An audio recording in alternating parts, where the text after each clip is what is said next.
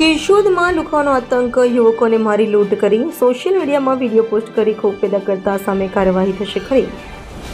કેશોદમાં ગલીએ ગલીએ સિકંદર તંત્રની ઢીલી મેલી મુરાદ નિર્દોષ ભોગ બની રહ્યા છે. કેશોદ શહેર તાલુકામાં લુખ્ખાઓને ખુલ્લો દોર મળી ગયો હોય એમ કાયદાનો ડર રાખ્યા વગર સરેઆમ ખુલ્લેઆમ દાદાગીરી, લુખાગીરી કરી નિર્દોષ લોકો પર ત્રાસ ગુજારી રહ્યા છે.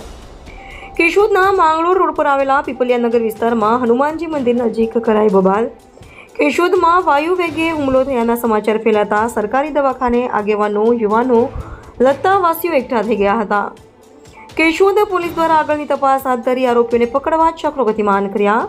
સંવાદદાતા જગદીશ યાદવ, જૂનાગઢ. મારું નામ મિત રાજુભાઈ સિંગાડા. અમે પીપલિયાનગરમાં રહીએ છીએ. ત્યાં 3 અવારા તત્વો પ્રિન્સભાઈ ભેડા, ઉદીપભાઈ ભેડા અને યશપાલભાઈ ભેડા, અમે આજ રોજ હનુમાન મંદિરે જમી અને ઊભા થયા હતા. ત્યારબાદ એમણે આવી અને અચાનક જ પૈસાની માંગ કરી અને મારા ખીચામાંથી 8,900 રૂપિયા કાઢી લીધેલ છે અને પૈસા ન આપતા મને માર મારેલ છે. મને અને કેયુર સિદ્ધપરાને માર મારેલ છે અને માથામાં મારી દીધેલ છે અને ચાકુથી બતાવીને હત્યાનો પ્રયાસ કરવામાં આવેલ છે.